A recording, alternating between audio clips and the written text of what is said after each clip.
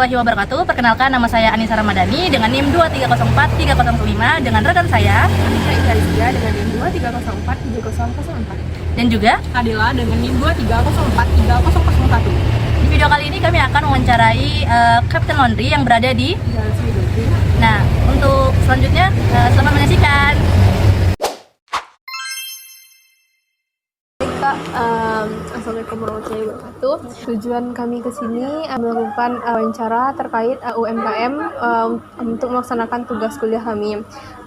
Kami di sini saya sendiri Anita Ikarizia, teman Nica Adela, dan teman Nica yang satu lagi Anissa. Kami dari program studi akuntansi. Di sini kami tugas dari Matkul Sistem Informasi Akuntansi ingin menanyakan terkait sistem, apakah Kakak sudah ada sebelumnya sistem informasi akuntansi itu sendiri, Kak?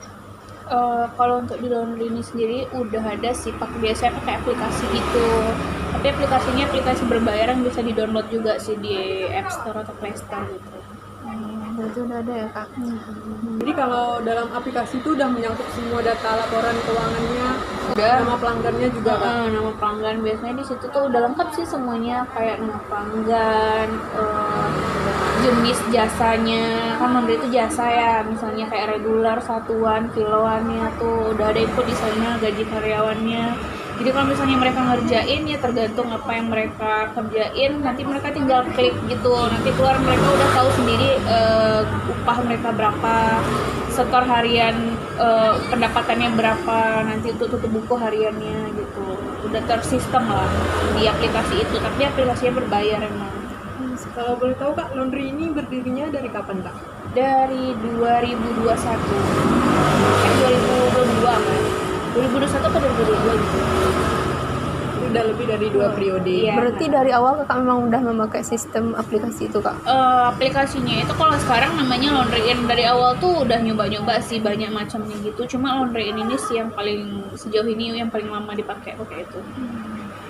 Baik, Kak, mungkin itu yang kami tanyakan, Kak. Misalkan apabila kami suatu saat kami ingin memerlukan wawancara, bolehkah kami datang ke sini? Boleh. Ya, terima kasih atas informasinya Kak.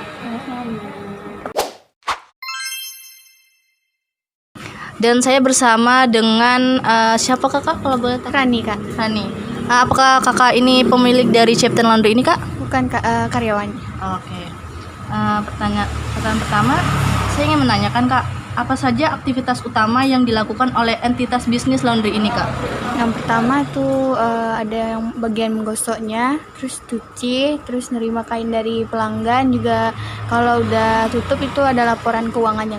Lalu bagaimana sistem kepemilikan tempat usaha laundry ini, Kak? Kalau ini sih punya orang tuanya, Bos. Siapa nama pemilik ini, Kak? Dia ada dua, Muhammad Ikhlas sama Sildami Humairah. Kalau boleh tahu, tempat laundry ini udah berdiri sejak kapan, Kak? Dari tahun 2021, 2022 gitu. Apa ada cabangnya, Kak? Kemarin ada di Steba tapi sekarang udah tutup. Siapa target pasar dari usaha laundry ini, Kak? Kalau di sini sih ya mahasiswa UNP. Dari mana sumber modal untuk usaha laundry ini? Kalau dulu sih mungkin dari bos, dari dana dari bos mungkin. Jadi usaha ini dikeluarkan dari modal sendiri ya? Ya, modal sendiri. Dan selanjutnya akan dilanjutkan oleh rekan saya. Baik, di sini saya Adela akan melanjutkan pertanyaan berikutnya, yaitu berapa jumlah karyawan yang saat ini bekerja pada usaha laundry ini, Ada Kak? 3 kan. Ada 3. Jadi kalau 3 itu tugasnya gimana aja, Kak? Kalau yang kakak tuh tugasnya menggosok, sama yang ada satu lagi dia shiftnya sore sampai malam tuh menggosok juga. Kalau saya sih di kasir sama cuci. Berarti per khusus Iya, ada pembagian bagian tugasnya. tugasnya masing-masing. Kalau berapa omset yang dihasilkan oleh usaha laundry ini, Kak, pada periode tertentu? Kalau per bulannya Ya, boleh. kurang lebih sih 22 sampai 25 juta. Tapi itu kalau mahasiswanya nggak libur. Kalau mahasiswanya libur paling 15 gitu ke bawah.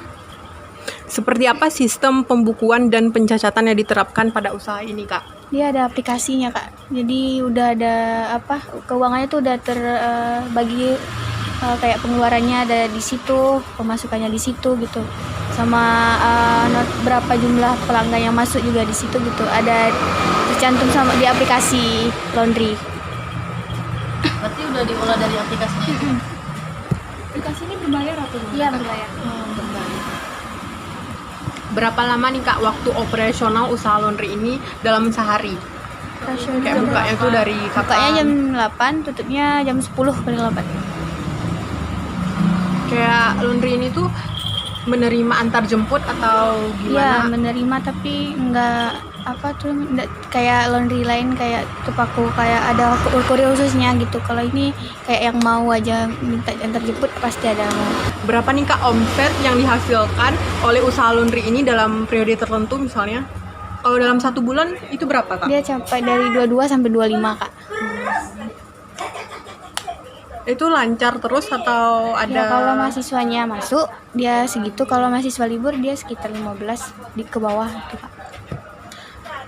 Seperti apa sistem pembukuan dan pencatatan yang diterapkan dalam usaha ini Kak? Kalau sistem pembukuan, kalau tutup kalau mau tutup buku akhir bulan, kita catat kainnya yang tersisa di laundry tinggal berapa, terus baru dipasin ke aplikasi gitu, total uang yang dalam per bulan ini ada berapa. Itu aja Kak. Jadi sudah memakai aplikasi? Iya, kita patokannya ke aplikasi. Nah udah tuh berapa lama waktu operasional usaha laundry ini dalam sehari Kak? Kurang lebih sih dari jam 8 pagi sampai jam 10 malam. Baik, pertanyaan selanjutnya dilanjutkan oleh anggota kelompok kami.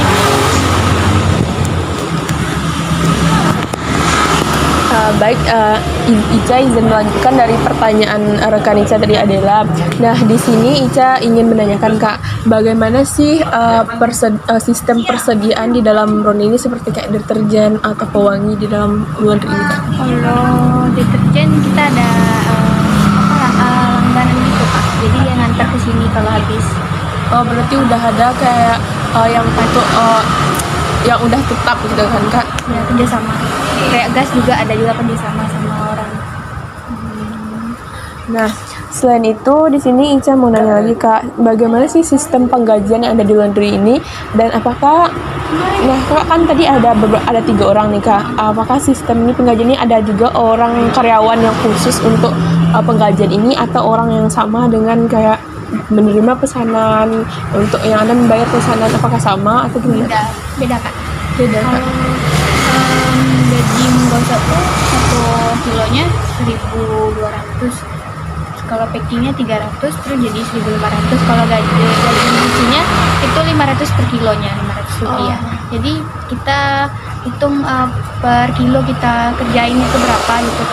Jadi pas udah mau gajian, kita gajiannya itu sesuai dengan pengerjaan kita berapa. Berarti kalau di sistem karyawani, kalau di bagian karyawani ada orang yang khusus untuk proses penggajian ini atau Enggak, di aplikasi ada Kak. di Kita aplikasi? tinggal klik-klik Ini aja. ada juga khusus karyawani atau enggak Kak? Enggak. Kakak sendiri? Iya, kami ada aplikasi itu akunnya sendiri-sendiri gitu Kak. Oh. Yang gosok akunnya sendiri, yang 3 orang berarti 3 akunnya gitu. Berarti per akun. Per akun Kak. Baik Kak. Nah, di sini Ica mau nanya Kak, bagaimana sih sistem pemrosesan setiap pesanan laundry? Nah, itu kan ada yang datang Kak. Itu tuh sistemnya gimana? Kita tuh mengerjakan berdasarkan apa dan berapa lama proses dalam pengerjaan pesanan ini Kak? Kalau ada yang datang tuh kita buat notanya kan, terus kalau dia mintanya ekspres kan kita ada layanan ekspres, layanan 1 hari, layanan reguler. Kalau dia minta ekspres langsung dikerjain, tuh langsung dicuci, kainnya dihitung, terus masukin ke mesin dryer, udah siap dikering langsung digosok sama tukang gosok. Kalau yang reguler dia disisihkan di tempat yang reguler. Berarti di sini nih sistem misalnya kita pembayaran nih Kak. Pembayaran ini kita bayarnya pas kita mengantarkan cucian atau pas kita mengambil? Boleh dua-duanya, mau bayarnya pas ngambil boleh, pas bayar sekarang boleh juga. Oh, ini sistem ini kan misalnya kita kasih kini masih pakai stroke atau gimana? Notanya dikirim ke WA. Oh, notanya dikirim ke Schedule. Kalau untuk membedakan antara pakaian yang lainnya gitu Kak, bagaimana? Atau Kak pakai nomor penanda gitu supaya tidak tertukar? Kalau nggak tertukar sih kami satu mesin 1 pelanggan. Jadi udah 1 pelanggan sudah siap dicuci, taruh ke keranjang tuh itu bajunya satu orang satu hari. Jadi nggak terputar gitu.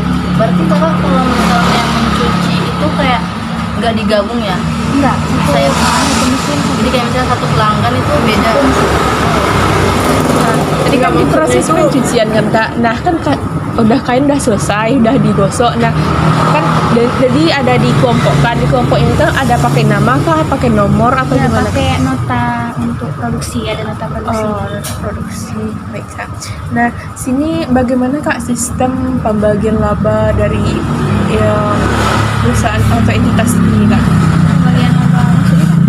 Kan ada nih pembagian dari profit yang diperoleh dari perusahaannya ada sekitar 20 atau ini tetap diputarkan atau gimana? Itu balik ke bos, mungkin disimpan untuk beli kebutuhan yang lain, misalnya beli mesin cuci baru atau beli mesin dryer yang baru. Oke kak, baik kak. Mungkin bisa kembalikan lagi ke rekan Nica yang satu lagi. Oke, terima kasih Kak. Siapa namanya tadi? Rani kak. Oke, Kak Rani, terima kasih sudah mau menerima kami untuk wawancara hari ini. Semoga wawancara berikutnya kakak bersedia ya. Insya Allah. Saya Anissa Ramadhani dan rekan saya Anita Ica Rizkia dan Adela. Sekian dari kami. Wassalamualaikum warahmatullahi wabarakatuh. Kali ini kami akan membahas tentang tugas proyek tahap 3, yaitu laporan sistem akuntansi pada UMKM Captain Laundry. Saya akan membahas pendahuluannya terlebih dahulu, yaitu perkembangan teknologi dan media mendorong bisnis laundry menjadi solusi praktis bagi masyarakat dengan mobilitas tinggi. Laundry yang awalnya hanya tersedia di hotel kini meluas ke masyarakat umum, bahkan hingga pelosok daerah. Untuk bersaing, usaha laundry perlu meningkatkan pelayanan seperti menyediakan fasilitas modern, layanan cepat, bersih, dan akurat, serta sistem komputerisasi yang baik. Sistem informasi akuntansi membantu UMKM laundry dalam mengelola keuangan, mencatat transaksi secara terorganisir, dan menyediakan informasi akurat untuk pengambilan keputusan, sehingga operasional menjadi lebih efisien dan transparan. Oke, penjelasan selanjutnya akan dijelaskan oleh rekan saya, Anita Ica. Anita Ica, dipersilahkan. Baik, terima kasih atas kesempatannya moderator. Di sini saya akan menjelaskan mengenai gambaran umum tentang UMKM Captain Laundry. Di mana Captain Laundry ini terletak di Jalan Sri Gunting nomor 5 Air Tawar Barat, Kecamatan Padang Utara, Kota Padang, Sumatera Barat. Captain Laundry ini telah berdiri sejak tahun 2021 dengan nama pemilik yaitu Mama Ikhlas dan Sulda Humaira. Di mana Captain Laundry ini memiliki 3 karyawan per shift-nya. Captain Laundry ini sudah terintegrasi dengan sistem, walaupun sudah terintegrasi dengan sistem, namun terdapat juga beberapa permasalahan yang terjadi pada UMKM ini. Berdasarkan hasil wawancara kami pada tahap 1 dan tahap 2, kami mendapatkan beberapa permasalahan. Yang pertama yaitu permasalahannya pada minimnya jumlah karyawan, di mana karyawan bagian penggajian, bagian kasir, dan bagian pencucian disatukan menjadi yaitu dikendalikan oleh satu orang, di mana seharusnya itu terdapat satu orang bagian pencucian, satu orang bagian penggajian, dan satu orang bagian kasir. Kemudian kami juga mendapatkan permasalahan di bagian pembedaan pesanan antara pelanggan, sehingga pesanan tersebut tidak bisa tertukar dengan pelanggan yang lainnya. Kemudian ada struktur UMKM dari Captain Laundry ini, di mana yang pertama itu yang di atasnya ada pemilik yaitu Muhammad Ikhlas dan Silda Humaira. Kemudian ada karyawan 1, kemudian ada karyawan 2, dan yang ketiga itu ada karyawan yang ketiga.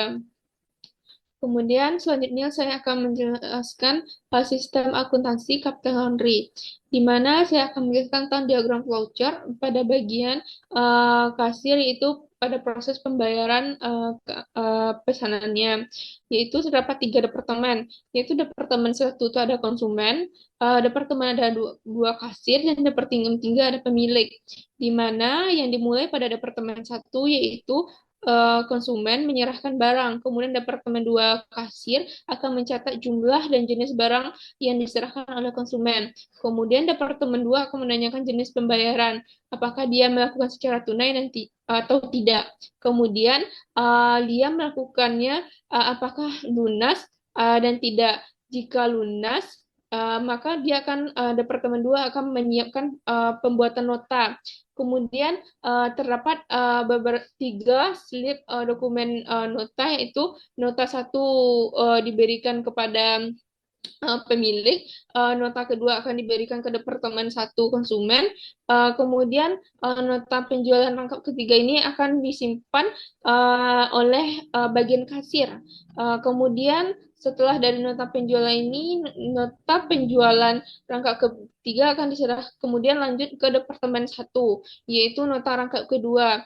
Kemudian dari nota rangkap kedua ini, dari Departemen 1 akan diserahkan kepada Departemen 2 untuk proses pengambilan pesanan. Setelah dia menyerahkan, nanti di departemen ini sebagian kasir akan menyerahkan barang pesanan tersebut, dan kemudian Departemen 1 si konsumen akan menerima barang dan selesai. Kemudian kita masuk lagi ke Departemen 2 jika si konsumen tidak membayar secara lunas. Maka Departemen 2 akan membuatkan tanda terima dan membuatkan 3 slip tanda terima barang. Kemudian tanda terima barang rangkap ke-1 diberikan kepada Departemen 1, yaitu konsumen, yang nantinya diserahkan ke Departemen 1, Departemen 2. Kemudian dari Departemen 2 ini akan menanyakan kepada si Departemen 1 sisa pembayaran dari konsumen. Kemudian dari Departemen 1 akan melakukan pembayaran. Setelah pembayaran, kita masuk lagi ke Departemen 2, yaitu setelah pembayaran, Departemen 2 akan menerbitkan nota penjualan, yaitu ada nota penjualan dengan 3 rangkap yang nantinya akan diserahkan lagi ke Departemen 3, yaitu 1 rangkap kepada pemilik. Kemudian kita masuk lagi ke Departemen 2, di mana nota penjualan tersebut setelah dikeluarkan, barang akan atau pesanan akan diserahkan kepada Departemen 1. Kemudian Departemen 1 juga akan menerima barang dari Departemen 2 atau pesanan tersebut. Dan kemudian selesai. Sekian penjabaran sistem akuntansi pada proses pembayaran pesanan. Dan saya kembalikan lagi kepada moderator. Baik, terima kasih Ica. Untuk selanjutnya akan dijelaskan oleh Adela. Adela, dipersilahkan. Terima kasih moderator. Di sini saya akan melanjutkan penjelasan mengenai diagram flowchart pada sistem penggajian sesuai dengan sistem informasi akuntansi pada Kapten Laundry. Yaitu terdapat 4 departemen yang terdiri dari karyawan 1, karyawan 2, pemilik, dan karyawan 3. Di mana flowchart ini dimulai dari departemen 1, yaitu karyawan 1, untuk memasukkan info karyawan, kemudian melakukan pengecekan info, dan memasukkan info pribadi yang dikoreksi. Kemudian dilanjutkan ke departemen 2, yaitu karyawan 2, yang dimana di sini kita memasukkan jam periode penggajian, kemudian diserahkan ke departemen pemilik, yang dimana keputusan ditetapkan sesuai dengan peraturan dan diserahkan kepada Departemen 4, yaitu karyawan 3, untuk direview. Kemudian, melakukan pelaporan karyawan, menghubungi karyawan yang tidak melaporkan jam kerja, dan selanjutnya bisa memulai proses peninjauan. Kemudian di-cap. Setelah di-cap, kembali lagi ke Departemen 2, yaitu karyawan 2, di mana pada Departemen 2 ini melakukan pengisian dan koreksi info, kemudian diserahkan kembali ke Departemen 4, yaitu dikerjakan oleh karyawan 3, dengan menghubungi karyawan, kemudian mendata karyawan yang lembur, menyetujui lembur, baru bisa difinalisasi untuk proses pemrosesan, kemudian dikirim data ke proses penggajian, dan data diterima sampai selesai. Baik, itulah diagram flowchart untuk sistem penggajian pada Kapten Laundry yang seharusnya dilakukan. Saya serahkan kembali kepada moderator. Terima kasih, Ella. Membahas mengenai flowchart perbedaan antara peserta dengan lainnya, yaitu antara konsumen dan kasir. Dimulai dari kasir, lalu diinput data pesanan dan diberikan barcode PIN pesanan dan dicuci dan proses pencucian. Lalu cucian selesai, jika proses tidak lanjut, maka tidak akan dilanjutkan dan jika iya akan disimpan di rak. Lalu pindah lagi ke konsumen, pelanggan datang mengambil pesanan, lalu verifikasi barcode dan jika tidak cocok pesanan tidak bisa diserahkan. Jika cocok diserahkan pesanan. Lalu konsumen mengambil pesanan dan selesai. Oke. Penjelasan selanjutnya akan dijelaskan oleh Adela. Adela, dipersilahkan. Baik, di sini saya akan melanjutkan penjelasan mengenai pengendalian internal pada Kapten Laundry, di mana pada pengendalian internal ini adanya ancaman dan bagaimana pengendalian terhadap ancaman tersebut. Pengendalian internal adalah suatu sistem yang dibangun dalam sebuah organisasi atau entitas bisnis untuk menjaga aset, memastikan informasi keuangan dihasilkan dengan akurat, dan memastikan bahwa semua kegiatan yang dilakukan sesuai dengan peraturan yang berlaku, dan supaya entitas tersebut terhindar dari beberapa risiko. Berikut adalah beberapa ancaman yang ada pada UMKM pada Kapten Laundry ini, yaitu ada kesalahan dalam pencacatan transaksi. Dengan adanya satu karyawan yang mengerjakan beberapa tugas, ada risiko tinggi terjadinya kesalahan dalam pencacatan transaksi, sehingga dapat mempengaruhi laporan keuangan perusahaan dalam proses pengambilan keputusan. Tertukarnya pesanan. Ancaman terhadap sistem verifikasi pesanan yang tidak diterapkan dengan baik, sehingga dapat merugikan reputasi usaha.